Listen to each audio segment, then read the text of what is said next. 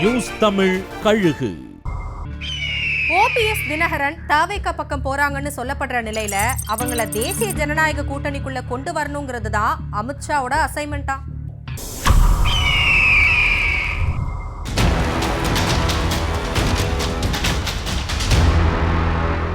பொங்கலுக்குள்ள தினகரனும் ஓபிஎஸும் தாவேக்க கூட்டணிக்கு வந்துடுவாங்கன்னு செங்கோட்டையன் நம்பிக்கையா சொல்லிக்கிட்டு இருந்தாலும் அவங்க தாவேக்க பக்கம் போறத அமித்ஷா விரும்பலையா.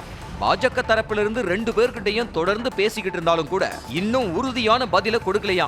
இந்த நிலையில மாவட்ட வாரியாவும் தொகுதி வாரியாவும் அமமுகவோட நிர்வாகிகள் கூட்டத்தை நடத்திக்கிட்டு இருக்கிற தினகரன் பல தொகுதிகளுக்கு தன்னோட வேட்பாளர்களையும் அறிவிக்க துவங்கி இருக்காரு.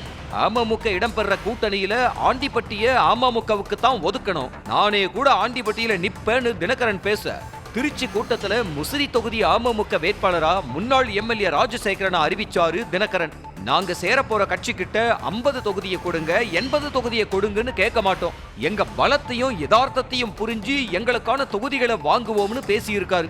தினகரன் வேட்பாளர்களை அறிவிச்சு உறுதி செஞ்ச தொகுதிகளை மறுக்காம கொடுக்கிற ஒரே கட்சி தாவேக தான்.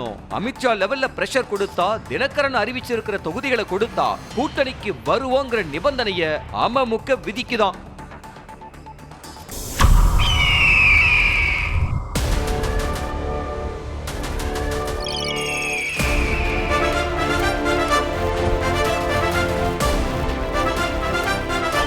நியூஸ் தமிழ் கழுகு.